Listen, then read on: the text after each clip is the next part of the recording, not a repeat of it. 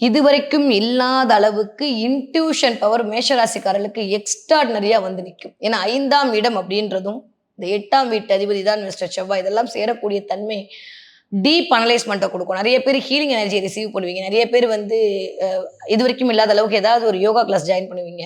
பிரபஞ்சத்தோடு connect ஆகக்கூடிய தன்மை உங்களுக்கு மட்டும் ஏதோ நடக்குதோன்ற மாதிரி சில விஷயங்கள்லாம் நடக்கும். நீங்க போகும்போது உங்க மேல மட்டும் மலைத்தூறல் படுற மாதிரி சில உணர்வுகள் உங்களை வந்து சிலிர்க்க வைக்கும்.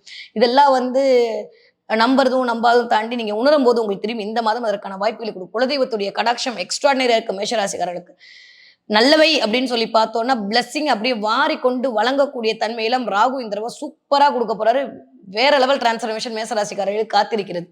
இதுவரைக்கும் இல்லாத அளவுக்கு ஆலயங்களுக்கு சில பணிகள் மேற்கொள்வீர்கள். ஆலயங்கள் மூலமா நிறைய பப்ளிசிட்டி கிடைக்கும். ஏன்னா ராகு நிறைய பப்ளிசிட்டியை கிரியேட் பண்ணுவார்.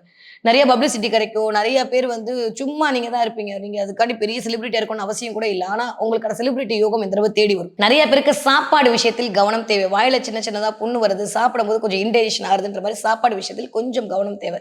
நிறைய பேர் புது போன் வாங்குவீங்க. வாங்குனீங்கன்னா எனக்கு கமெண்ட்ல சொல்லுங்க. நிறைய பேர் புது போன் வாங்குறதுக்கான யோகம், புது பைக் வாங்குறதுக்கான யோகம், புதுசா சில விஷயங்களை மேற்கொள்வதற்கான யோகம் அப்படின்றதா சூப்பரா இருக்கும். முருகப்பெருமானோட பிளஸிங் வாவ் ஃபென்டாஸ்டிக்.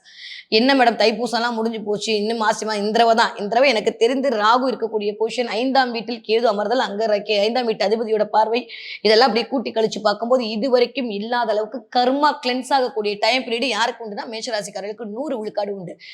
ஸோ நிறைய இந்த தடவை ராகு கேதுக்களோட பிடியில மேஷராசிக்காரங்க இருக்கக்கூடிய இந்த தன்மை அப்படின்றது எனக்கு தெரிந்து